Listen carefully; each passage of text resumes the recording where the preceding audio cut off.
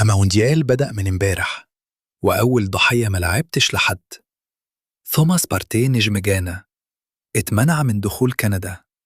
الحكومة الكندية رفضت تأشيرته، وفيفا طلعت بيان رسمي: الحكومة الماضيفة هي اللي بتقرر مين يدخل. يعني الراجل قاعد في بوسطن وماتش في تورونتو يوم 17 وهيتفرج زيي وزيك. وفي خبر يخصنا احنا بالظبط، حكم ماتش مصر وبلجيا متحدد، البرازيلي رامون أباتي، والصحف البلجيكية نفسها بتحذر منه. بيقولوا الراجل ده أثار جدل في البرازيل. أنا هقولها بصراحة، فيفا بتختار حكام في أهم ماتش لينا حد سمعته ملخبطة في بلده، ده اللي اسمه ظومة مسبق. وعلى سيرة صلاح، وكيله رامي عباس نزل بيان على إكس النهاردة: مو بخير تماماً، ومش هنناقش خططه المستقبلية مع حد ملوش دعوة.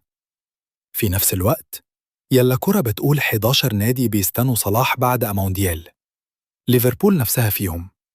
يعني أمالك في السوق، بس بعد ما يخلص شغله معانا الأول.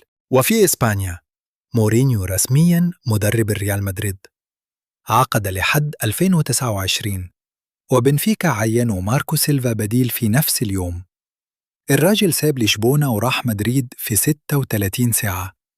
حقبة جديدة خلاص. وخليني أوجعك بالرقم: ماتش الافتتاح مكسيكو وساوث أفريكا شاف 3 كروت حمراء في ماتش واحد. 3. لمقارنة، كأس العام 2018 كله وال2022 كله، كل واحد فيهم طلع منه 4 كروت حمراء بس. يعني ماتش واحد قرب يوصل لحصيلة بطولة كاملة. أما مونديال ده مجنون. طب وانت اللي قاعد قدام موبايل ده، أنهي خبر فيهم وجعك أكتر؟ بارتي اللي اتظلم، ولا حكم بلجيكا اللي رايح يظلمنا؟ سيبها لي تحت، أنا قاعد بقرأ كل تعليق، وهرجع لكم تاني بعد 6 ساعات.